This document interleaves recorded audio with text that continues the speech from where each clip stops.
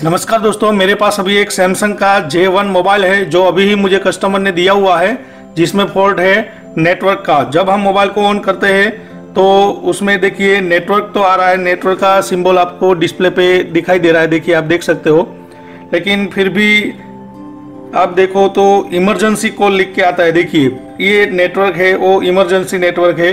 वो जो हमने जो सिम कार्ड लगाया है, देखिए मैंने अभी यहाँ वोडाफोन का सिम कार्ड लगाया है, फिर भी हम कॉल करते हैं। देखिए मैं आपको डायल करके भी बता देता हूँ।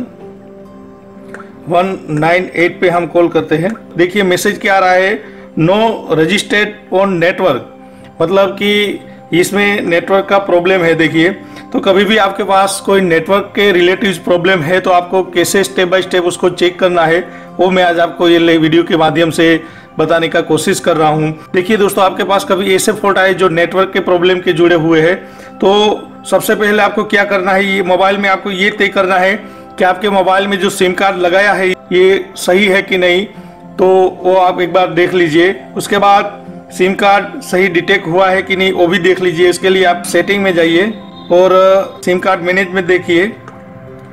तो देखिए यहाँ सिम टू वोडाफोन इन, मतलब कि यहाँ हमने 2 नंबर में वोडाफोन का इन सिम दिखाई दे रहा है। अगर यहाँ कोई सिम नहीं होता तो ये यहाँ भी नो नेटवर्क या इनसे सिम कार्ड डिस्प्ले होता। और आप नेटवर्क सेटिंग में जाओगे, उसमें मोबाइल नेटवर्क में जाओगे तो यहाँ नेटवर्क को सर्च करोगे तो यहाँ इनसे सिम का मैसेज आ जाएगा, लेकिन अभी नहीं आया क्योंकि अभी सिम लगाया हुआ है। तो पहले आपको ये तय करना है कि आपका सिम सही वर्क कर रहा है कि नहीं। उसके बाद आपको देखना है मोबाइल में IMEI नंबर। कई बार मोबाइल में ऐसे होते हैं कि IMEI नंबर करप्ट हो जाने से या तो अनवैलिड हो जाने से भी मोबाइल में नेटवर्क नहीं आता है या तो इमरजेंसी कॉल आ जाता है।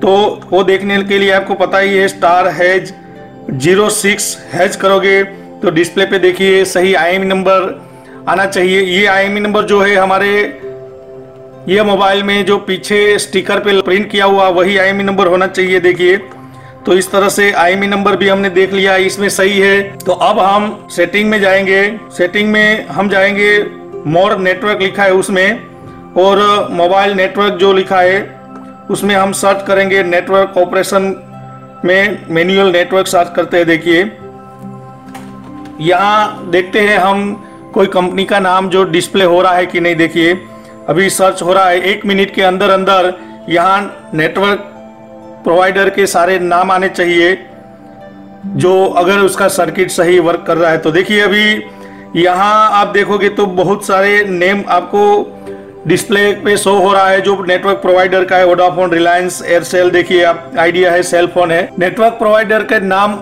आने का मतलब आपके मोबाइल में सिग्नल रिसीविंग प्रक्रिया सही है। ये मोबाइल में सिग्नल ट्रांसमिशन प्रोसेस का ही फॉल्ट होगा, क्योंकि यहाँ डिस्प्ले पे कंपनियों का नाम शो हो रहा है। मतलब कि मोबाइल को ये तो समझ आ रही है, ये तो मोबाइल रीड तो कर रहा है कि कितना नेटवर्क इसको मिल रहा है। तो पहले हमने देखा सिम कार्ड डिटेक्ट हो रहा है कि नहीं। दूसरा हमने ये देखा मोबाइल का IMEI नंबर चेक किया, वो भी सही है। तो तीसरा हमने नेटवर्क को मैनुअल सर्च करके भी देखा और उसमें डिस्प्ले पे नेटवर्क प्रोवाइडर का नाम शो हो रहा है, फिर भी नेटवर्क नहीं मिल रहा है। तो उसका मतलब ये हुआ कि हमारे मोबाइल में सिग्नल रिसीविंग प्रोसेस है वो सही है, सिग्नल ट्रांसमिशन में फॉल्ट है। और सिग्नल ट्रांसमिशन प्रोसेस के लिए मोबाइल में जितने बैंड है उस हिसाब से उसका ट्रांसमिशन प्रोसेस इतना हो सकता है। जैसे मोबाइल सिर्फ 2G है तो एक ही ट्रांसमिशन प्रोसेस होता है, मतलब एक ही एम्पलीफायर PFO होता है। अगर ये मोबाइल 3G है तो उसमें दोनों बैंड के 2G और 3G दोनों बैंड के जो फ्रंट एंड मॉड्यूल है वो अलग अलग होते हैं। तो ये अभी नेटवर्क में इमरजेंसी कॉल आ रहा है, तो ऐसे केस में सबसे पहले आपको ये देखना है कौन से बैंड में प्रॉब्लम है, 2G में या 3G में। तो उसके लिए आप सेटिंग में जाना है। उसके बाद आपको नेटवर्क में जाना है, उसमें से मोबाइल नेटवर्क लिखा है उसमें जाना है। यहाँ आपको नेटवर्क मोड लिखा है, GSM ओनली सिलेक्ट किया हुआ है। देखिए अभी नेटवर्क नहीं आ रहा है, इमरजेंसी कॉल जो आ रहा है, और यहाँ बैंड सिलेक्ट किया हुआ है GSM ओनली। देखिए यहाँ आप क्लिक करोगे WCDMA ओनली और GSM ओनली, मतलब कि ये मोबाइल 2 बैंड का है, इसमें 4G बैंड नहीं है। देखिए WCDMA का मतलब होता है ये 3G बैंड है, और GSM का मतलब होता है ये 2G बैंड है। तो अभी हमने 2G में सिलेक्ट किया हुआ है, तो ये मोबाइल में GSM ओनली सिलेक्ट किया हुआ है। उसका मतलब ये हुआ GSM बैंड के जो ट्रांसमिशन प्रोसेस है उसमें कहीं ना कहीं प्रॉब्लम है। अब हम एक बार ये भी तय कर लेते हैं कि हमारे जो WCDMA मतलब कि 3G बैंड सही है कि उसमें भी कोई प्रॉब्लम है। कई बार ऐसे हो सकता है GSM बैंड का ट्रांसमिशन में प्रॉब्लम है, तो आप WCDMA मतलब 3G बैंड का ट्रांसमिशन यूज करके आप नेटवर्क यूज कर सकते हो। देखिए, तो उसके लिए हम एक बार ये 3G बैंड सिलेक्ट करके देख लेते हैं, या तो ऑटो सिलेक्ट करके देखते हैं। आपको यहाँ ऑटो ही सिलेक्ट रखना है।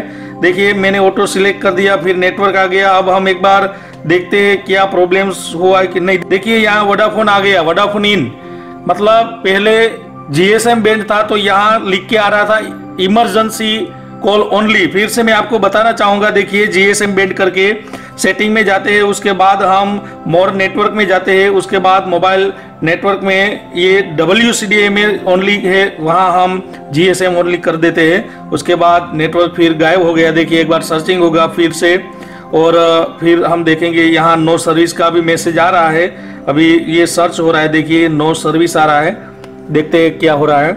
देखिए, थोड़ी देर इसके ये बैंड में प्रॉब्लम है, इस वजह से थोड़ा लेट नेटवर्क आया। देखिए, यहाँ नेटवर्क तो फुल ही आपको बता रहा है, फिर भी हम देखते हैं इमरजेंसी कॉल ओनली। देखिए, यहाँ आपको इमरजेंसी कॉल ओनली आ रहा है। फिर हम एक बार वही प्रोसेस करके मोर में जाते हैं, उसके बाद मोबाइल में, उसके बाद देखते हैं। देखिए, इसमें जो बैंड हमने जो सिलेक्ट किया है नो सर्विस है, तो इसमें हम अगर कॉल करते हैं कहीं नॉट रजिस्टर्ड ऑन नेटवर्क, देखिए यहाँ मैसेज आ रहा है।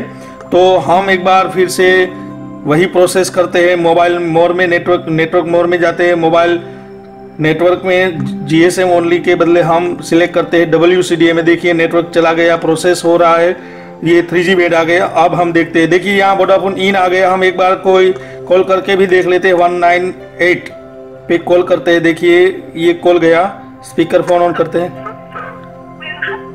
देखिए, ये प्रॉब्लम जो है मतलब नेटवर्क का जो था वो सोल्व हो गया, ऐसा मानना नहीं है। ये जो नेटवर्क आया वाया थ्रू 3G बैंड से आया, ये नेटवर्क GSM बैंड में नहीं है। मतलब कि आप ऐसे करके भी ये मोबाइल यूज कर सकते हो, लेकिन जहां 3G नेटवर्क है वहां ही ये चलेगा, जहां 2G नेटवर्क है वहां नहीं चलेगा। तो इससे ये तो तय हो गया कि हमारे मोबाइल में GSM बैंड का जो TX प्रोसेस है उसमें ही फॉल्ट है। DCS बैंड मतलब 3G बैंड का जो TX प्रोसेस है वो सही है, तो उस नेटवर्क का हम यूज करके भी ये मोबाइल चला सकते हैं। फिलहाल हम ये देखेंगे कि ये मोबाइल में GSM बैंड को अगर रिपेयर करना है, उसको अगर आपको चेक करना है तो कैसे आप उसको चेक कर सकते हो।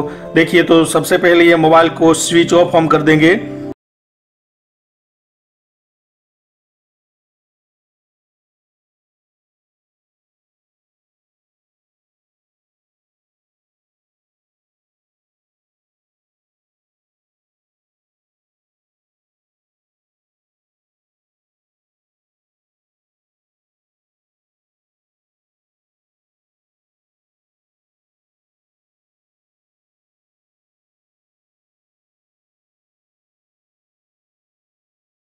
जो बैक कवर है वो हटा दिया है।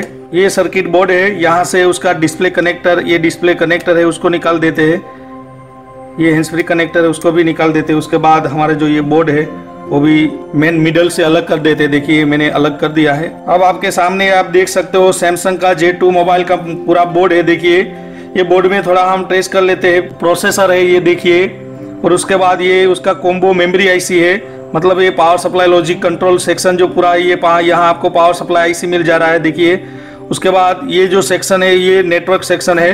नेटवर्क सेक्शन के लिए ये जो प्लेट है उसमें से हम हटा देते हैं। देखिए, प्लेट मैंने हटा दिया।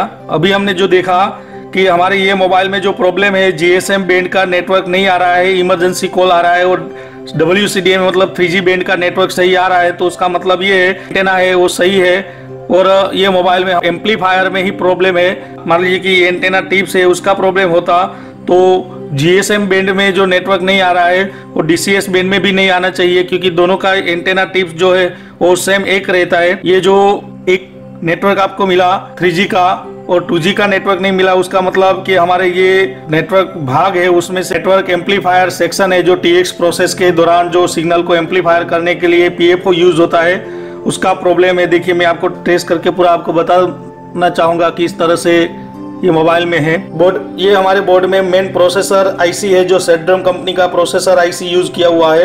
ये कॉम्बो मेमोरी है जो रैम और रोम से बना हुआ है, और ये पावर सप्लाई IC है, मतलब ये पावर सप्लाई लॉजिक कंट्रोल पूरा प्लेट में आपको पूरा मिल जा रहा है। और दूसरा यहाँ आप देख सकते हो ये जो बॉर्डर है, ये बॉर्डर में ये जो IC आपको दिखाई दे रही है ये front end module IC PFO IC है। तो अभी मैंने आपको बताया कि ये IC GSM बैंड के लिए सिग्नल ट्रांसमिशन के लिए यूज होती है, जिसको हम PFO के नाम से जानते हैं। उस तरह से ही ये IC आपको दिखाई दे रही है। वो 3G बैंड के लिए ट्रांसमिशन सिग्नल को एम्पलीफायर करने के लिए ये IC वर्क कर रही है। उसका मतलब ये हुआ कि ये GSM बैंड के लिए PFO IC है और ये DCS बैंड के लिए PFO IC है। ये हमारा RF IC है जो सिग्नल को रिसीविंग के दौरान डिजिटल ऑडियो सिग्नल में कन्वर्ट करती है, और ट्रांसमिशन के दौरान डिजिटल को RF में कन्वर्ट करने का काम ये IC वर्किंग करती है। और ये इसका क्रिस्टल ऑसिलेटर है जो क्लॉक सिग्नल को जनरेट करने के लिए यूज होता है।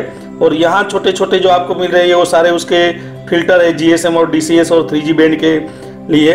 तो यहाँ जो अभी प्रॉब्लम है हमारे ये मोबाइल में यहाँ से है, देखिए ये फ्रंट एंड मॉड्यूल से, क्योंकि ये मोबाइल में 3G नेटवर्क आ रहा है, मतलब ये फ्रंट एंड मॉड्यूल जो IC है PFO IC वो सही वर्क कर रहा है, ये IC है वो सही वर्क नहीं कर रहा है। इसकी वजह से यहाँ इमरजेंसी, जब हम GSM बैंड सिलेक्ट करते हैं तो यहाँ इमरजेंसी कॉल आने का मतलब ये IC एम्पलीफायर करती नहीं है। उसका सिग्नल रिसीविंग प्रोसेस तो सही है, क्योंकि हमने नेटवर्क को मैन्युअल सर्च किया तो सारे कंपनी के प्रोवाइडर जो है जो नेटवर्क को प्रोवाइड करते हैं उसके सारे नाम डिस्प्ले पे शो हो रहा था। उसका मतलब उसका RX प्रोसेस सही है, फॉल्ट है उसके ट्रांसमिशन मतलब एम्पलीफायर में। और सबसे ज्यादा एम्पलीफायर जो काम करता है यही IC काम करता है। तो ये IC वर्किंग न करने का मतलब ये हो सकता है कि IC खुद खराब हो सकती है, या तो लूज कनेक्शन भी हो सकता है, या तो ये IC वर्क न करने का वजह एक और भी हो सकता है कि इसको सप्लाई नहीं मिल रही है, तो भी हो सकता है। कोई भी एम्पलीफायर IC रहती है जो मेन वर्क करने के लिए उस डायरेक्ट मेन बैटरी से सप्लाई दिया जाता है। देखिए ये बैटरी कनेक्टर है, इसके पॉजिटिव सिरे से सीधा सप्लाई ये IC और ये दोनों IC को मिलता है। तो हम एक बार टेस्ट करते हैं कि ये IC के मेन सप्लाई दोनों को मिल रही है कि नहीं। इसके लिए यहाँ से हम कंटिन्यूटी चेक करेंगे दोनों के। और एक बात मैं बता देता हूँ कि ये सप्लाई ट्रेस करने के लिए आपको कुछ नहीं करना है। जो भी IC है वो IC के बगल में कहीं ना कहीं बड़ा कोई फिल्टर कैपेसिटर आपको नजर आएगा। देखिए यहाँ फिल्टर कैपेसिटर ये है, तो यहाँ हम वीबेट की सप्लाई चेक करेंगे, तो मतलब वीबेट से कंटिन्यूटी चेक करेंगे। और ये जो PFO IC आप देख रहे हो उसका जो मेन सप्लाई यहाँ मिलता है, तो ये कैपेसिटर, तो यहाँ भी हम बैटरी के कनेक्टर पे कंटिन्यूटी चेक करेंगे। तो चलिए हम एक बार वो देख लेते हैं। तो कंटिन्यूटी चेक करने के लिए हमारे मीटर को हम बीप बजर की रेंज में उसको सेट करेंगे। उसके बाद थोड़ा मैं आपको नज़दीक से बताना चाहूँगा। हम कंटिन्यूटी चेक करते हैं। देखिए कोई भी कंटिन्यूटी चेक करने के लिए मीटर का कोई पोलैरिटी देखने की कोई ज़रूरत नहीं है। मीटर का ये सिरा हम वीबेट, ये बैटरी के पॉजिटिव सिरा है वहाँ मैं रख देता हूँ, और उसका जो नेगेटिव सिरा है वो पहले ये IC जो है 3G बैंड के लिए जो IC यूज हुई है उसके ये कैपेसिटर है, वहाँ हम देखते हैं कंटिन्यूटी। देखिए यहाँ वीबेट की सप्लाई मिल रही है, ये IC को मेन वीबेट की सप्लाई मिल रही है। उसका मतलब यहाँ बीप आया, उसका मतलब ये हुआ। अब यही सप्लाई यहाँ भी मिलनी चाहिए ये IC को, लेकिन यहाँ बीप नहीं आ रहा है। यहाँ PFO IC जो 3G के बैंड के लिए है, यहाँ देखिए तो यहाँ ये शो हो रहा है कंटिन्यूटी शो होने का मतलब कि यहाँ से ये सप्लाई इसको मिल रहा है। यहाँ कोई कंटिन्यूटी शो नहीं हो रहा है, बल्कि यहाँ कंटिन्यूटी शो होना चाहिए। देखिए अभी मैंने मीटर में कंटिन्यूटी चेक की थी, तो ये कैपेसिटर पे कंटिन्यूटी शो हुई थी, ये कैपेसिटर पे कंटिन्यूटी नहीं आई, तो मतलब कि यहाँ मेन वीबेट का सप्लाई नहीं मिल रहा है। तो हम क्या करेंगे, यहाँ से एक जंपर लेके यहाँ देने की वजह हम क्या करेंगे, यहाँ तो वीबेट का सप्लाई आ रहा है, तो यही कैपेसिटर से लेके ये कैपेसिटर पे हम जंपर कर देते हैं दोनों के पॉजिटिव सिरे पे, तो हमारा जो प्रॉब्लम है वो सोल्व हो सकता है। तो देखिए हम एक बार जंपर करके देख लेते हैं। तो सबसे पहले उसके लिए जहां आपको जंपर करना है वहां थोड़ा पेस्ट लगा देंगे। देखिए एक ये कैपेसिटर पे जंपर का एक कॉन्टेक्ट लगाना है, दूसरा ये कैपेसिटर के